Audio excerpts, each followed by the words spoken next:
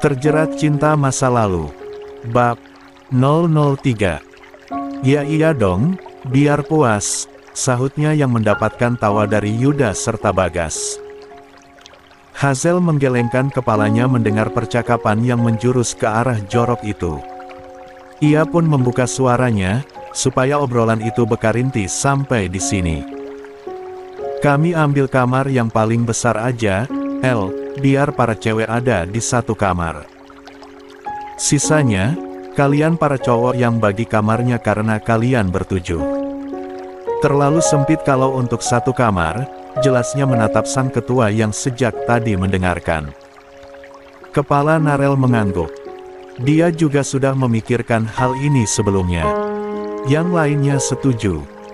Tanyanya pada para laki-laki, yang langsung mendapatkan anggukan dari mereka semua. Oke, kalau gitu, yang cewek ambil kamar paling gede. Nah, yang cowok ini, kita bagi dua ya. Ada yang 4 orang, ada yang 3 orang, lanjutnya, mulai membagi kamar untuk para laki-laki yang ada 7 orang. Selagi para laki-laki membagi kamar mereka, Karin dan Hazel mulai membuat daftar piket untuk mereka selama 7 hari. Karin menulisnya, sementara Hazel menyebutkan nama-nama teman mereka. Setelah selesai, Karin mulai mengeluarkan suaranya lagi, menarik perhatian para laki-laki dan juga Fanny, Nabila, serta Gita yang sedang sibuk memakan keripik singkong yang mereka ambil dari Melvin tadi. Gue sama Hazel bikin daftar piket buat kita semua, ujarnya menatap semua temannya, kecuali Narel yang berada di sebelah Dharma. Ia sudah mencoba untuk biasa saja, tapi sayangnya tidak bisa. Sebelumnya, kita mau 13. Tanya dulu, siapa aja yang bisa masak di sini? Yuda, Fanny, Gita, Dharma, serta Narel mengangkat tangannya. Dahi Karin seketika berkerut melihat Narel yang mengangkat tangannya. Bisa masak? Tanyanya. Narel menurunkan tangannya, mendengus pelan mendengar pertanyaan yang terdengar sangat meremehkan dari Karin. Bisa, sahutnya. Karin kenapa kayak ngeremehin gitu ya, celetuk Melvin, tertawa kecil. Enggak. Enggak ngeremehin kok, sahutnya, lalu beralih menatap Yuda. Yud, lo juga bisa masak. Gue jadi andalan kalau di kos, Karin, sahutnya penuh percaya diri. Oke, kalau gitu. Karin kembali melihat daftar piket yang ia buat untuk mereka semua. Hazel pun ikut melirik. Karin menggigit bibir bawahnya, mencoba untuk tidak membuat dirinya dan Narel berada di dalam kelompok yang sama, tapi Hazel lebih dahulu membuka suaranya, membuat yang lainnya bisa mendengar, dan membuat Karin tidak bisa menghindari Narel. Narel dimasukin ke hari Rabu aja, Karin, ujarnya, menunjuk nama-nama yang ada di hari Rabu. Nggak ada yang bisa masak di hari itu, Melvin ganti ke hari Selasa aja. Narel masuk ke hari Rabu. Yang semulanya hari Rabu berisi Karin, Melvin dan Bagas, kini berubah menjadi Karin, Narel, dan Bagas. Karin menelan ludahnya, ia melirik Narel yang tampak biasa-biasa saja. Tidak terlihat terganggu sama sekali dengan jadwal piket yang menyatukan Karin dan dirinya. Bacain dong, Karin, pinta Dharma yang ada di sebelah Narel. Karin pun mulai membacakan jadwal piket selama 7 hari itu. Untuk Senin sampai Kamis, 3 orang per hari. Untuk Jumat sampai Minggu, 4 orang per hari ya, pas tuh 12. Mereka semua mengangguk serentak, menyetujuinya. Senin, Yuda, Hazel sama Reno. Selasa, Fanny, Melvin sama Nabila. Rabu, gue, Narel sama Bagas. Kamis, Gita, Dharma sama Nathan, ujarnya, berdeham pelan, merasakan tenggorokannya sedikit kering. Minum, Karin, minum. Jangan kayak kering banget itu kerongkongan, ujar Yuda yang buru-buru menyodorkan satu botol minuman pada Karin. Thanks, balas si perempuan, lalu kembali melanjutkan bacaannya. Untuk hari Jumat, ada Melvin, Reno, Yuda, sama Gita. Sabtu gue, Nathan, Dharma, sama Fanny. Minggu, Narel, Bagas, Hazel, sama Nabila. Udah. Segitu. Asik. Kita satu kelompok beb. Fanny melirik Nathan yang sedang bersandar di dinding sembari mengunyah permen karet yang ia dapatkan dari Reno. Kita juga satu kelompok, Mas. Gita ikut bersuara, tersenyum ke arah Nathan yang hanya mengeluarkan kekahan kecilnya. Mohon kerjasamanya ya, para wanita cantik, sahut Nathan yang akhirnya mengeluarkan suaranya, karena sejak kemarin dia hanya menyahuti gombalan Fanny dan Gita dengan senyuman semata. Itu gue yang dibilang cantik, Git. Nggak usah ger. Gue, lah, Van. Selagi dua orang itu merebutkan Nathan, Karin kembali melihat jadwal piket yang sedang ia pegang. Hari 14. Rabu. Dia satu kelompok dengan Narel, Aish. Padahal niat awalnya ingin mengambil Fanny saja, tapi malah Narel yang disuruh pindah. Hari Minggu kita piket bareng nih, El. Suara itu menarik perhatian Karin. Nabila berjalan menghampiri Narel yang tersenyum, kepalanya mengangguk kecil. Ajarin gue masak nanti, lanjut Nabila. Aman, sahutnya. Karin memperhatikan itu. Kepalanya sedikit berisik karena sebelumnya dia tidak tahu kalau Narel bisa memasak. Seingatnya laki-laki itu sangat buruk dalam hal memasak.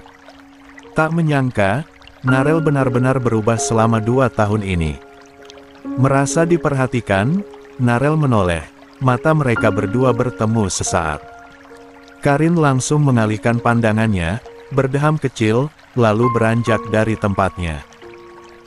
Merutuk pelan, menyesali dirinya yang terus memperhatikan laki-laki itu. 15. Suara dari dapur membangunkan Karin dari tidurnya. Pintu kamar mereka yang terbuka sedikit membuat suara dari luar terdengar sangat jelas, terlebih lagi suara heboh Yuda yang sedang memarahi Reno karena mengacau di dapur. Mata yang masih sangat berat itu terpaksa harus terbuka, padahal ia baru bisa tidur nyenyak di jam 2 malam tadi karena suara berisik dari para laki-laki yang sepertinya sibuk main game sampai tengah malam. Karin tipe orang yang tidak bisa tidur kalau ada suara berisik sedikit saja. Ia bisa terbangun dengan mudahnya, bahkan suara dengkuran kecil bisa membuatnya terjaga semalaman. Selain pertemuan dirinya dan Narel, keadaan ini adalah salah satu hal yang menjadi perhatian untuknya.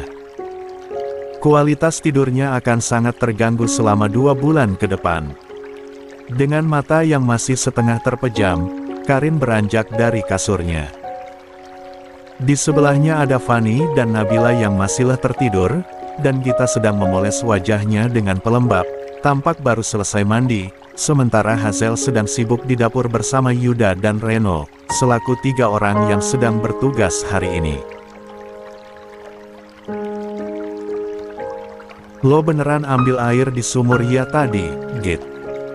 Gita mengangguk, melirik Karin dari kaca. Amat sangat tidak efisien, Karin.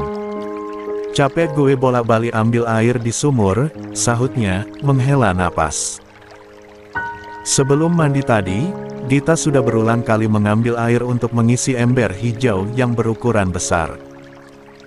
Membayangkannya saja sudah membuat Karin kelelahan, namun ia tidak punya pilihan lain selain mengambil air dari sumur.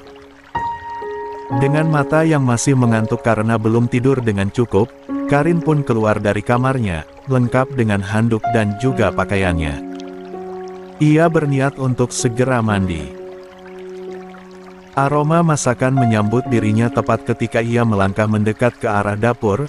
Pintu arah dapur terbuka lebar, menunjukkan Yuda yang sibuk dengan kegiatannya pagi ini, yaitu menjadi chef dadakan, sementara Hazel dan Reno menjadi asisten chef yang cepat tanggap, walaupun sejak tadi Reno banyak hahaha saja.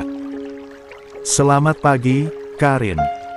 Reno menyapanya dengan wajah cengengesan karena baru saja disembur oleh Hazel. Mau mandi ya? Silakan ambil airnya di sumur ya wahai sahabat. Karin tertawa kecil, tahu betul kalau kegiatan mengambil air di sumur ini akan menjadi bual-bualan mereka semua. Semangat masaknya, Reno, balasnya, yang turut meledek laki-laki itu. Gue enggak dikasih semangat, Karin. Yuda menyeletuk. Gue udah mengerahkan semua tenaga gue ini. Semangat Yuda. Waduh, siap, Neng. Nanti bikinin makanan spesial, sahutnya yang membuat tawa Karin semakin keras, sampai menarik perhatian dari seseorang yang berada di kamar. Pagi-pagi udah berisik banget. Narel keluar dari kamarnya dengan mata yang masih setengah terpejam, lengkap dengan rambutnya yang berantakan. Matanya melirik Karin yang berdiri di sana. Karin mengalihkan pandangannya, berjalan menjauh begitu saja. Di belakang, ia mendengar Reno dan Narel yang sedang mengobrol, berakhir dengan Reno yang mendapatkan geplakaan di kepalanya dari Hazel karena tidak banyak membantu menyiapkan sarapan. Karin menyampirkan handuknya di dalam kamar mandi, beserta bajunya. Ia keluar membawa 2 buah ember hitam berukuran sedang, berniat untuk mengambil air di sumur. Alisnya terangkat melihat Narel yang 16. Tiba-tiba mengulurkan tangan ke arahnya. Apa? Tanya Karin bingung. 1. Siniin. Gue bisa sendiri. Kini giliran Narel yang menaikkan alisnya. Sudut bibirnya membentuk senyuman tipis. Aku juga nggak niat bantuin. Mau pinjem ember 1, buat cuci muka, sahutnya, lalu mengambil 1 ember dari tangan Karin. Karin berdeham pelan, matanya melirik Reno, Hazel, dan Yuda yang sepertinya tidak begitu mendengar ucapan Narel barusan. Lalu, kakinya mengikuti Narel yang sudah lebih dahulu berjalan menuju sumur, tepat di sebelah rumah yang mereka huni. Jangan begitu lagi. Karin bersuara, setelah sampai di dekat sumur. Hanya ada mereka berdua saat ini. Apanya? Kamu maksudnya, lo manggil begitu ke gue, jangan lagi. Nanti didengar yang lain. Sebenarnya, beberapa kali, Karin juga nyaris mengeluarkan kata itu. Terus kenapa kalau didengar yang lain? Narel bertanya, menghentikan kegiatannya yang sedang mengerek air di sumur. Nanti mereka tahu kalau kita. Karin mengalihkan pandangannya. Menghembuskan napasnya pelan. Kalau kita mantan. Terus. Ya jangan sampai mereka tahu, sahut Karin, menatap Narel dengan bingung. Kenapa? Tanyanya, ikut menatap Karin bingung. Aku nggak niat nyembunyiin itu sih. Nanti canggung, balas Karin. Mereka bakalan ngeledekin kita kalau tahu kita mantan pacar. Udahlah. Aku yakin bakalan canggung. Narel kembali tersenyum, tanpa sadar Karin juga masih menggunakan kata itu. Kamu doang kayaknya yang bakal canggung begitu. Dari kemarin aja kamu emang gitu, ngindarin aku mulu, kan? Kayak kamu nggak ngindarin aku aja. Aku nggak ngindarin, tuh. Karin melipat tangannya di dada. Menatap Narel tajam, menunjukkan kesungguhannya. Pokoknya, aku nggak mau ada yang tahu kalau kita berdua mantan pacar, ujarnya. Nanti kamu juga yang rugi kalau mereka tahu kita mantan pacar. Karena Nabila pasti bakalan ngambek dan sensi sama gue, batin Karin berbicara. Hasil karya Yuda, dan 2 asistennya kini dihidangkan di depan para juri, alias teman-temannya.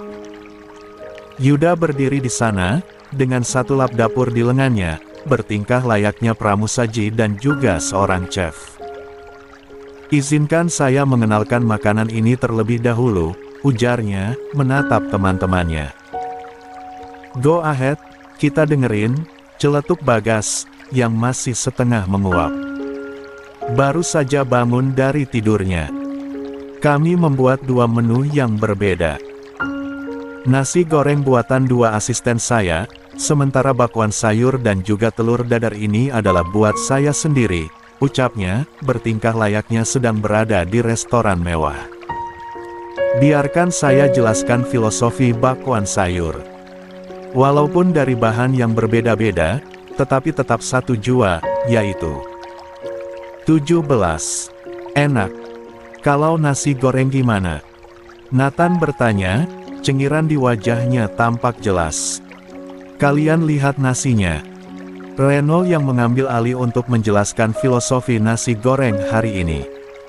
Mereka semua mengikuti arah tangan Reno yang menunjuk nasi goreng itu. Mereka berpencar karena perbedaan pendapat yang tidak bisa disatukan sama sekali. Dan kalian tahu apa yang bisa menyatukan mereka? Tanyanya, menatap teman-temannya. Karin yang awalnya ingin tertawa, kini mendadak berpikir karena pertanyaan dari Reno barusan. Sendok, lanjut Reno, karena tidak ada yang menjawab. Sendok bisa menyatukan mereka semua. Lalu, mereka pun dimasukkan ke dalam mulut kalian. Dikunyah dan ditelan, demi membuat perut besar kalian itu kenyang, mereka rela mati. Begitulah filosofinya. Hening. Tidak ada yang mengeluarkan suara. Entah terlalu kagum atau terlalu emosi. Tidak tahu. Yang pasti tidak ada yang mengeluarkan suara mereka, sampai akhirnya Melvin berdeham. Ayo, makan, ujarnya, mengambil satu piring yang sudah disiapkan oleh temannya. Nanti mereka ngejelasin filosofi daanget ini juga. Nah, untuk daangetnya. Asin banget cuy. Gita memotong ucapan Reno yang baru saja hendak memberikan penjelasan mengenai teh hangat yang mereka buat. Gita memejamkan matanya dengan ekspresi jelek. Rasa asin memenuhi mulutnya. Gila, ini lo berdua mau kawin ya? Ia menatap Reno dan Hazel selaku 2 orang yang membuat nasi goreng ini. Mau nggak, Zel? Reno mengedipkan sebelah matanya pada Hazel. Hazel mendelik. Ogah, sahutnya, lalu menyendokkan nasi goreng itu ke dalam mulutnya. Ah, ini ulah Reno pasti. Dia nambahin garam lagi tadi kayaknya. Iya nggak apa, salahin aja guenya, abang ikhlas deh. Nasinya nggak ada lagi ya, ini buat tambahan gitu biar nggak asin banget. Buset, ini mah asin banget cuy, celetuk Nathan yang merasakan lidahnya sedikit kebas karena rasa asin menyerangnya. Mendengar itu membuat Fanny buru-buru menuangkan air untuk Nathan. Ini minum dulu, ujarnya, yang langsung mendapatkan decihan dari yang lainnya. Apa sih kalian, jangan iri gitu deh. Mau bikin gue darah tinggi nih mereka, gumam Dharma, namun mulutnya masih terus mengunyah. Tetap menikmati nasi goreng asin dan juga bakwan lezat buatan Yuda. Begitu juga dengan Narel yang tidak banyak omong dan tetap memakan nasi goreng itu. Memang asin, tapi tetap bisa ia makan. Karin juga melakukan hal yang sama, begitu pula dengan yang lainnya. Perlahan-lahan mereka mulai mengunyah nasi goreng itu meskipun harus didorong dengan air putih. Sebagai rasa apresiasi karena sudah dibuatkan sarapan pagi ini. Next me, jangan keasinan lagi ya, guys. Seret banget ini tenggorokan gue. Gita berujar setelah menghabiskan nasi miliknya. Senin pagi selalu sibuk, padahal Karin sudah mandi pagi sekali, tapi dia tetap ikut sibuk melihat teman-temannya yang mondar-mandir di depannya. Fanny dan Dharma sempat ribut karena rebutan kamar mandi. Dharma ingin buang air besar, sementara Fanny 18. Ingin mandi, merasa kalau sudah sangat terlambat. Sisanya ada yang sibuk main game di ruang tengah, Ada yang menyapu halaman, yaitu Hazel, dan ada juga yang hanya duduk saja seperti yang Karin lakukan sekarang. Meskipun duduk saja, pandangan matanya terus menatap temannya yang sibuk. Apalagi sekarang Bagas sejak tadi mondar-mandir di depannya, entah apa yang sedang laki-laki itu cari. Nyari apaan sih, Gas? Karin akhirnya bertanya, tidak tahan melihat temannya ini. Nyari perhatian lo, sahutnya, memamerkan senyumnya. Sekarang udah dapat. Karin tertawa kecil, kepalanya mengangguk, mengakui gombalan halus itu. Di sebelahnya, Melvin baru saja datang, dan ikut mendengar gombalan receh yang Bagas keluarkan. La mengambil tempat duduk tepat di sebelah Karin, lalu menatap Bagas yang masih berdiri. Mau-mauan aja lu digombalin kadal kurap begini, Karin. Eits, mulutnya, nggak pernah cipokan ya. Bagas menyahut sembari berjalan mengambil jam tangan yang ia cari sejak tadi. Bangke lu. Pernah lah, ya kali belum. Bagas ikut duduk di sana, matanya kini menatap Karin. Lo udah pernah, Karin? Tanyanya. Di, kepo, sahut Karin, mendelik. Pertanyaan macam apa ini?